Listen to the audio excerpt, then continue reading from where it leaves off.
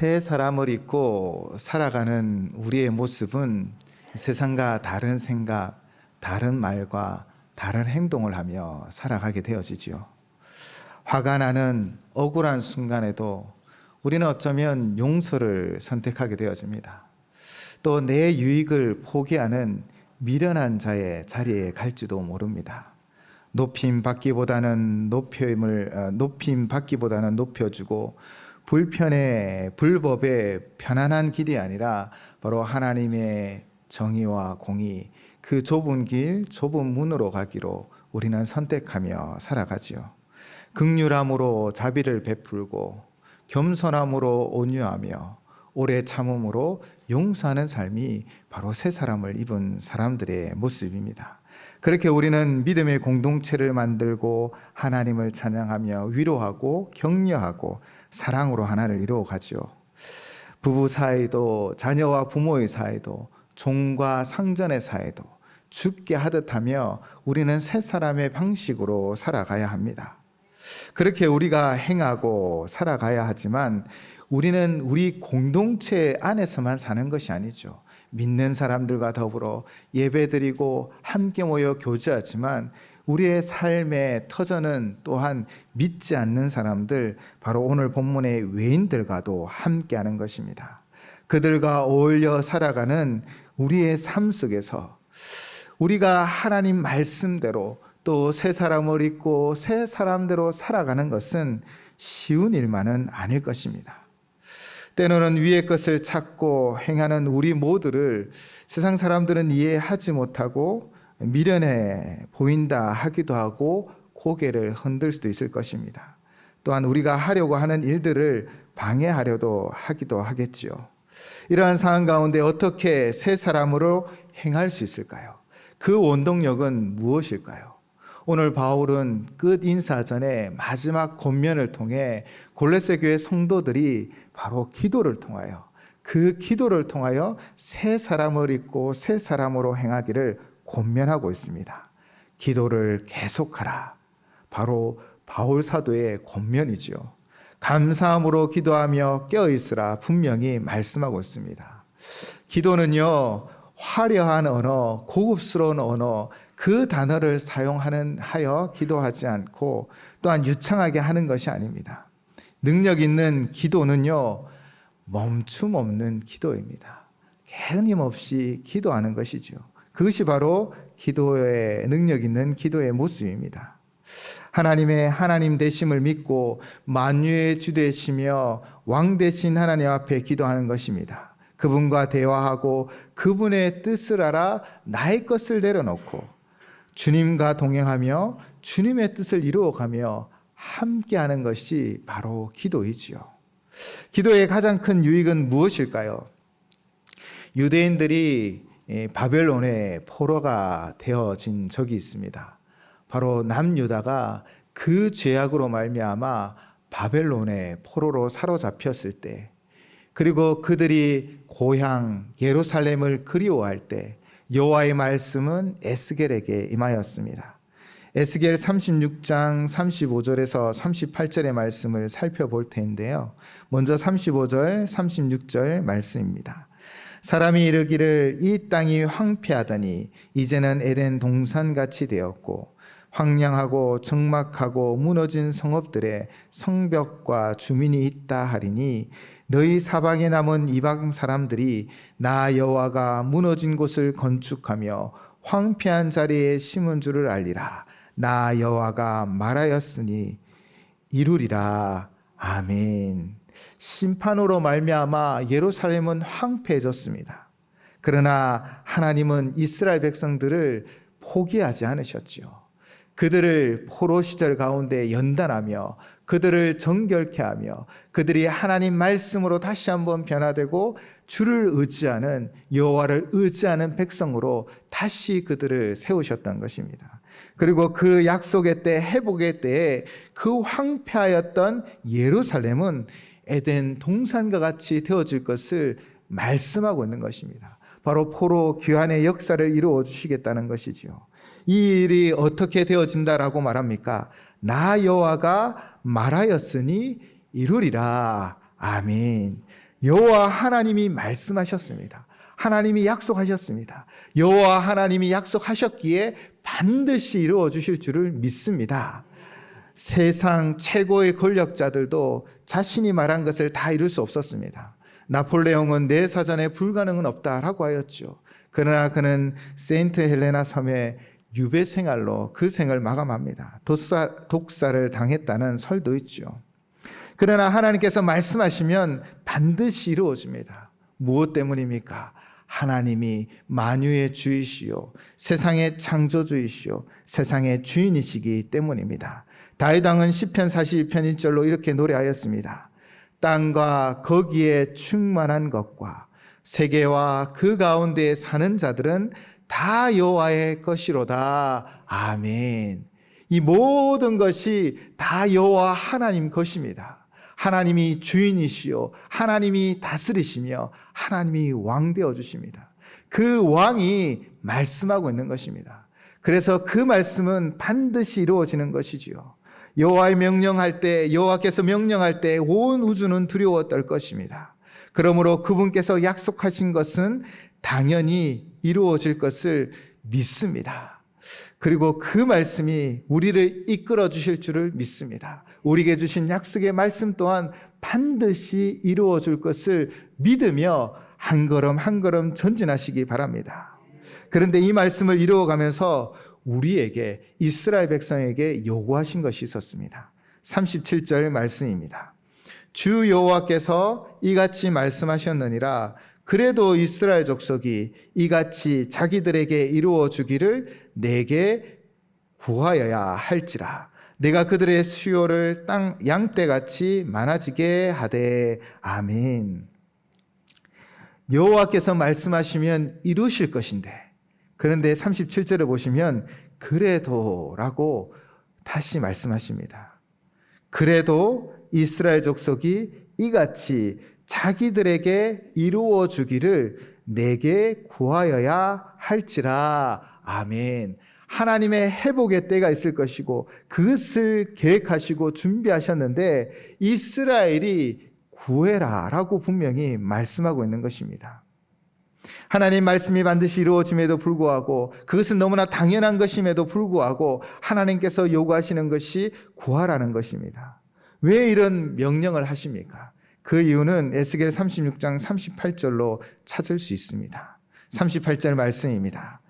제사 드릴 양떼 곧 예루살렘이 정한 절기의 양무리 같이 황폐한 성읍을 사람의 때로 채우리라. 그리한즉 그들이 나를 여호와인 줄 알리라 하셨느니라. 아멘. 그리한즉 그들이 나를 여호와인 줄 알리라. 아멘. 우리가 기도할 때 바로 하나님이 어떤 분인지를 발견하게 되어진다라는 것입니다. 나를 여호와인 줄 알리라. 우리가 기도하면 우리의 기도의 응답을 통하여 하나님의 하나님 되심을 알게 되고 하나님이 온 세상의 주인 되심을 알게 되며 만군의 왕 되심을 믿게 되어지는 것입니다. 우리 인생의 가장 큰 문제는 무엇입니까? 하나님의 하나님 되심을 믿지 못하기 때문입니다. 우리가 한 주간 열심히 세상 가운데 살다가 그냥 하루 마당 뜰만 밟는 것으로, 교회 와서 시간을 지내고 종교 생활을 하는 것으로 다라고 생각한다면 그것은 옳지 않습니다. 우리는 하나님의 하나님 되심을 믿고 하나님이 나의 삶을 다스리시며 우리의 기도에 응답하시며 하나님의 역사로 그 능력으로 우리를 인도하심을 믿으며 나아가셔야 합니다. 그렇게 하나님이 어떤 분이신지를 발견하고 알게 되어야 하는 것이죠. 우리의 기도는 하나님의 하나님 되심을 보여주며 우리를 인도하시는 하나님을 알게 해줍니다. 우리가 하나님을 알 때 우리의 문제는 작아집니다. 우리가 하나님을 알 때 성난 파도 같은 세상에서 그 파도를 타며 서핑을 즐길 수 있는 것이죠. 그 이유는 무엇입니까? 하나님께서 우리의 하나님이 되어주시기 때문입니다. 바울 사도는요, 편지를 마무리하며 골로새 성도들이 예수님으로 충만한 것을 알고 예수님으로 충만하게 살아가기를 부탁하며, 그러나 그들이 살아갈 세상 가운데 만만치 않겠지만 바로 기도함으로 하나님을 발견하고 주님을 의지하며 주님과 함께 이 세상 가운데 살아가라 라고 분명히 경고하고 있는 것입니다. 그들이 든든히 붙잡아 줄 주님, 그들을 온전히 인도하실 주님, 바로 우리는 기도를 통해 주님, 우리의 기도의 응답을 통해 주님을 발견하고 하나님을 발견하며 이 세상을 이겨갈 분은 오직 하나님 한 분밖에 없음을 믿게 되어지고, 우리는 그 믿음으로 이 세상을 당당하게 살아갈 수 있다는 것입니다. 그래서 바울은 권면하죠. 기도를 계속하고 기도에 감사함으로 깨어 있으라. 우리가 기도 가운데 하나님을 알 때 우리는 우리의 상황이 변화되지 아니할지라도 감사하며 기도할 수 있는 것입니다. 왜냐하면 우리의 삶을 다스리시는 분은 여호와 하나님이시기 때문이죠. 그리고 감사하며 기도하며 매 순간 기도할 수 있다는 것입니다. 그것은 바로 우리의 기도 가운데 응답하시고 하나님 역사하시기 때문입니다. 사실 하나님께서는 기도라는 방법을 통하지 않고서도 모든 것을 다 하실 수 있습니다. 그런데 하나님께서 어떤 일을 계획하시고 하나님께서 그냥 다 이루신다면 하나님의 뜻은 분명히 이루어진 것입니다. 그러나 우리는 하나님에 대해 아무것도 알 수 없게 되는 것이지요. 그러나 우리가 기도할 때 하나님의 뜻이 이루어지도록 하심으로 우리는 이 모든 것을 이루신 분이 누구이신지를 알게 되어지는 것이죠. 바로 우리의 하나님임을 알게 되어지고 우리는 이렇게 고백하게 되어질 것입니다. 역시 하나님이십니다. 기도하면 기도의 응답을 통하여 하나님이 어떤 분인지를 발견하게 되어집니다. 그 하나님께서 우리의 삶을 다스리는 것을 알게 되어집니다. 그 하나님의 능력은 나의 모든 문제를 뛰어넘고 나의 모든 사항을 뛰어넘어 우리 가운데 역사하며 우리를 친히 인도하여 주시는 분이심을 믿게 되어집니다. 사실 이런 경험이 쌓이면요, 우리는 모든 것에 먼저 감사함으로 기도하고 깨일 수 있다는 것이죠. 기도는요, 눈덩이와 같습니다. 하면 할수록 풍성해집니다. 기도는 하면 할수록 그 능력으로 충만하게 된다는 것이죠. 오늘 살아가는 우리가 어떻게 새 사람으로 살아갈 수 있고 이 세상 가운데 어떻게 오직 주의 뜻을 이루며 새 사람으로 살아갈 수 있습니까? 바로 기도하는 것입니다. 기도를 계속하고 기도에 감사함으로 깨어 있을 때 주님이 누구인 줄을 발견하고 그 주님으로 말미암아 두려움 없이 우리는 이 세상을 살아갈 수 있다는 것입니다. 예레미야 29장 12절 13절 말씀입니다. 너희가 내게 부르짖으며 내게 와서 기도하면 내가 너희들의 기도를 들을 것이요 너희가 온 마음으로 나를 구하면 나를 찾을 것이요 나를 만나리라. 아멘. 기도하면 우리는 주님을 만나게 될 것입니다. 기도하면 우리는 주님을 알게 되어질 것입니다. 기도하면 그 기도의 능력이 그대로 우리의 삶 가운데 드러나 두려움 없이 우리는 이 세상을 살아갈 수 있다는 것입니다. 분단되기 전에 황해도 봉산군에 한 시골 교회가 있었습니다. 그 교회에 예수님을 믿는 노부부가 있었습니다. 한여름 때학볕에 밭에서 일을 하고 있는데 그날 한 주민이 할아버지와 할머니를 찾아왔던 것입니다. 그는 급하게 뛰어넘어 숨은 차지만 그러나 이렇게 말하죠. 할머니, 할아버지 지금 큰일 났어요. 집에 불이 붙었어요. 집에 불이 났어요. 빨리 가셔야 합니다. 그때 그 노부부는요, 달리기는커녕 갑자기 무릎을 꿇고 함께 기도하기 시작했답니다. 하나님, 저의 힘으로는 이 집에 불이 난 것을 어떻게 할 수 없습니다. 다만 이제까지 잘 살게 해주셨으니 앞으로도 잘 살게 해주실 것을 믿습니다. 그리고는 노부부는 천천히 집으로 걸어갔다고 합니다. 기도하는 마음으로 갔죠. 이미 온 마을 사람들은 이 불탄 집을 보려고 잔뜩 모였었습니다. 그런데 그 노 부부가 기도하며 그 집에 도착했을 때 바람이 심하게 불어 이 지붕에 붙어 있던 그 불길이 바로 강으로 떨어지게 되고 더 이상 번지지 않고 집은 수리하고 예전처럼 살 수 있었다는 것이죠. 그때부터 그 마을 사람들은 이 부부를 향해 기도의 할머니, 기적의 할아버지라고 불렀다고 합니다. 할아버지 할머니는요, 하나님이 어떤 분인지를 알고 계셨어요.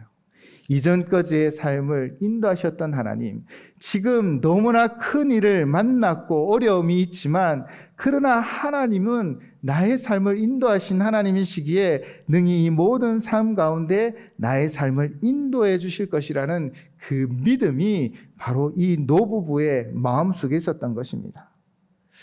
그들은 늘 기도하고 그 기도의 체험을 통하여 확신 가운데 또 기도할 수 있었던 것입니다.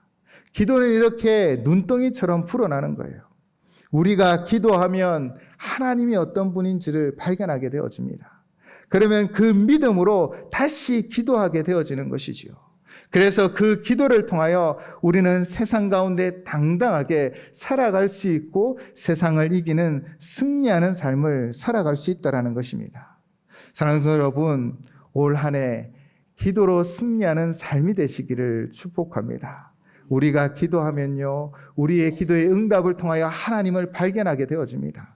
그러면 그 하나님이 어떤 분이신지를 우리는 믿고 이 세상 가운데 또 당당하게 살아갈 수 있고 승리를 맛볼 수 있다는 것입니다. 그래서 바울 사도는 편지를 통하여 골로새 성도들에게 부탁하고 있습니다.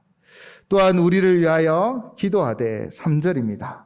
하나님이 전도한 문을 우리에게 열어주사 그리스도의 비밀을 말하게 하시기를 구하라. 내가 이 일 때문에 매임을 당하였노라. 아멘. 바울은 지금 매임을 당하였다라고 말하고 있습니다. 그는 사실 많은 것을 누릴 수 있는 집안 배경을 가지고 있습니다. 최고의 학파에서 배워 최고의 지식을 가졌고 종교적인 열정이 뛰어나 그 당시 종교 지도자들에게 인정받았습니다. 편한 삶을 살 수 있었습니다. 그러나 그는 이 모든 것을 배설물로 여기며 그리스도 예수를 아는 지식을 가장 고상하게 여기며 복음 전파를 위하여 자신의 삶을 자유가 아닌 종으로 매이게 되었고 또 자신의 욕망을 반납하고 주의 마음으로 주의 뜻을 이루며 살아갔던 것이죠. 그의 소원은 단 하나였습니다. 아직도 어둠 가운데 살아가는 많은 재종된 이들을 회복케 하여 많은 영혼을 구원하는 것입니다.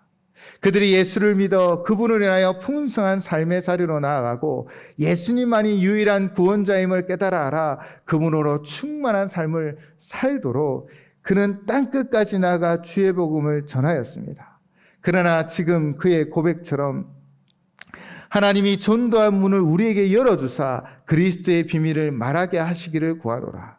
즉 그가 가는 길이 순탄치만은 않았습니다. 전도의 문이 닫히고 영적 전쟁 가운데 때로는 넘어지고 자빠지고 또 억울하게 매를 맞기도 하고 파산하고 죽을 지경까지 내려갔던 것이죠. 그러나 지금 바울이 부탁하는 것이 무엇입니까? 바로 자신과 동료들을 위하여 기도해 달라라는 것입니다. 이 영적 전쟁 가운데 기도는 하나님의 하나님 되심을 드러내며 사단의 세력을 꺾고 승리하신 주님의 그 승리를 누리게 되어지는 것입니다. 문이 열리고 주의 이름을 땅끝까지 전할 수 있다는 것이죠. 그렇게 바울 사도는 골로새 교회 성도들에게 기도를 부탁하고 있는 것입니다. 우리의 기도는 우리가 서로를 위하여 하는 중보 기도는 하나님이 그 기도 가운데 응답하시사 역사를 이루어가는 도구가 되어짐을 믿습니다. 아일랜드의 한 청년이 결혼식을 앞두고 사랑하는 약혼녀가 익사하여 죽는 아픔을 당하게 되었습니다. 그는 그 슬픔을 극복하지 못한 채 너무나 힘든 세월을 보내고 있었죠. 그러다 친구들과 주변 사람들의 권유에 따라 이 청년은 아픔 기억의 이 장소를 떠나 캐나다로 가게 되었습니다. 그런데 그곳에서 안주를 하고 또 삶의 터전을 다져가고 있을 때 고향에 계신 어머니가 중풍병으로 또 어렵고 힘든 시간을 보내고 있다라는 소식을 듣게 되었죠. 그 순간 그는 죽고 싶었다라고 죽고 싶은 생각이 들었다고 합니다. 세상의 모든 불행이 다 토네이도처럼 몰려오는 것처럼 느꼈다라는 것이죠. 왜 나는 사랑하는 사람들을 다 잃어야 하느냐? 그 청년은 힘없이 하나님 앞에 무릎을 꿇고 멀리 떨어져 있는 어머니를 위하여 중보 기도하기 시작합니다. 예수님, 어머니의 병을 고쳐주세요. 응답해 주세요. 평생을 하나님 영광 위하여 살겠습니다. 그렇게 결단하며 간절히 기도하며 눈물로 호소하고 하나님께 매달렸죠. 그렇게 시간이 얼마나 흘렀는지 모르겠지만 어느 순간 주의 위로와 평화가 그의 가슴 속에 찾아오기 시작합니다. 그는 고향에 전화를 걸어 다시 한번 어머니의 안부를 묻기 시작합니다. 중풍으로 앓던 어머니는 거짓말처럼 회복되기 시작했답니다. 그 기쁜 소식을 듣고 이 청년은 이후에 이 고백을 찬송가로 기록했습니다. 그것이 바로 찬송가 369장입니다. 2절의 가사지요. 시험, 걱정, 모든 괴로움 없는 사람 누군가 부질없이 낙심 말고 기도드려 아뢰세. 아멘. 그 청년이 바로 조지프 크리스부입니다. 이는 그 청년 때에 사랑하는 이도 잃고 사랑하는 어머니마저도 잃을 그 순간에 하나님 앞에 매달리며 기도함으로 응답받았지요. 그의 중보기도, 어머니를 위한 기도는 하나님의 그 능력의 손을 통해 회복의 역사를 만들어갔던 것입니다. 사랑하는 성도 여러분, 우리가 누군가를 위하여 기도하면 하나님은 그 기도 가운데 응답하시고 역사하여 주실 줄을 믿습니다. 거리가 떨어져 있어도, 시간과 공간의 차이가 있어도 하나님의 능력은 그 시간과 공간을 뛰어넘어 응답의 역사로 우리에게 찾아올 줄을 믿습니다. 그래서 바울 사도는 이렇게 고백하는 것입니다. 4절을 보시면 그리하면 내가 마땅히 한 말로써 이 비밀을 나타내리라. 아멘. 바울 사도는 신약 성경 27권 중 총 13권의 서신을 기록하였고 그는 평생 13,000km를 걸어서 전도하였습니다. 지금처럼 교통수단이 발달한 것이 아니죠. 오직 하나님 주신 두 다리, 우리는 이렇게 표현하죠. 11번 버스를 타고 다녔다고요. 그는 고통의 길을 마다하지 않고 죽음의 고비를 넘기며 낙심하거나 포기하지 아니하고 주의 복음, 이 비밀을 땅끝까지 전했습니다. 그 원동력은 그의 기도였죠. 그래서 그는 수많은 서신의 편지에는 그 수신자들을 향한 기도들이 다 기록되어져 있습니다. 그도 기도하여 이 모든 어려움을 이겼습니다. 그리고 또 하나의 그 원동력은 무엇이었습니까? 바로 누군가의 중보 기도였다라는 것이죠. 지금 바울이 기도를 부탁하듯 바울은 만나는 이들마다 자신을 위하여 기도해 줄 것을 부탁하였습니다. 그 이유는 기도에 능력이 있음을 알고 있었기 때문이죠. 비록 먼 곳에 떨어져 공간적으로 또 얼굴을 대면하지도 못하고 또 부르짖으면 듣지도 못할 거리일지라도 그들이 기도하면 하나님께서 들으시고 그의 삶과 그 사역 가운데 역사하여 주실 줄을 믿었다라는 것입니다. 사랑하는 여러분, 지금 선교사님들은 최전방에서 수많은 일들을 겪고 있습니다. 때로는 사기를 당하기도 하고 억울함을 당하기도 하고 폭력 가운데 무너지기도 합니다. 그러나 우리가 기도하면 그 수 킬로미터 떨어진 그 거리에도 하나님은 그곳에 역사를 일으켜 주실 것이고 하나님은 이 복음의 사역에 열매를 맺어 가실 줄을 믿습니다. 그러므로 우리는 기도하셔야 합니다. 우리 자신을 위해, 또 우리 형제 자매를 위해, 또 최전방에서 영적 최전방에서 싸우고 있는 우리 선교사님들을 위해 우리가 기도할 때 우리는 하나님을 발견하게 되어질 것이고 우리가 기도할 때 우리는 하나님의 능력으로 다시 일어설 것이고 우리가 기도할 때 온 세상에 흩어져 있는 우리 모든 성도들은 믿음의 사람들은 다시 일어나게 되어질 줄을 믿습니다. 그리고 바울은요, 실제적인 삶의 현장 가운데 어떻게 살아야 함을 가르쳐 주고 있지요. 첫째는 지혜롭게 행하여 세월을 아끼라고 합니다.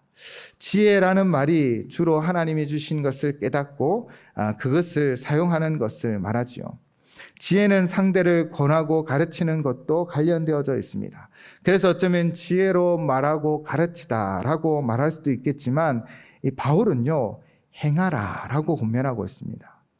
바로 우리의 삶이 지혜로 행해야 하는 것입니다. 바로 하나님의 뜻을 행하는 삶을 살아야 하는 것이죠. 말만 번지르르 하는 지혜롭게 말하는 말만 하는 것이 아니라 그 지혜로운 삶을 살아가는 것입니다. 뼈 있는 농담이 우리에게 있죠. 그리스도인은 물에 빠지면 입술만 둥둥 떤다. 입술만 뜨는 것이 아니라 우리의 삶이 드려져야 합니다. 지혜로 행하셔야 합니다. 그때 전도의 기회를 살릴 수 있다는 것입니다. 그것이 바로 세월을 아끼는 것입니다. 그리고 바울은 6절을 통하여 우리에게 권면하고 있습니다. 너희가 말할 때에는 항상 은혜 가운데서 소금으로 맛을 낸과 같이 하라. 그리하면 각 사람에게 마땅히 대답할 것을 알리라. 아멘. 우리가 은혜 가운데 행했다면 은혜 가운데 말을 해야 합니다. 하나님의 은혜가 무엇입니까? 우리 모두는 1만 달란트를 탕감받은 죄인입니다. 우리 모두는 사실을 어쩌면 사람들에게 들키지 않아서, 드러나지 않아서 부끄러움을 당하지 않을 뿐 우리 안에 각자의 은밀한 죄들을 다 가지고 있지요. 그러나 우리 이 죄인을 그리스도의 보혈로 다 용서해 주옵습니다. 누구나 예수 그리스도의 보혈을 의지하며 나아가면 그 1만 달란트와 같은 죄를 다 탕감을 받았지요. 우리는 은혜 받은 사람들입니다. 그렇다면 우리의 말은 은혜 가운데 행해야 하는 것이죠. 우리가 용서받았다면 용서해야 합니다. 우리가 사랑받았다면 사랑해야 합니다. 우리가 격려받고 위로받았다면 우리는 격려하고 위로하는 말로 행해야 하는 것입니다. 그리고 소금이 맛을 냄과 같이 적절한 말을 해야 합니다. 우리 인생의 가장 적절한 말은 무엇일까요? 소금은 과연 무엇일까요? 소금은 바로 복음입니다. 세상이 썩어져 갈 때 세상을 썩지 않게 하며 세상을 바른 길로 인도하며 우리의 영혼을 소생케 할 수 있는 것 바로 복음밖에 없습니다.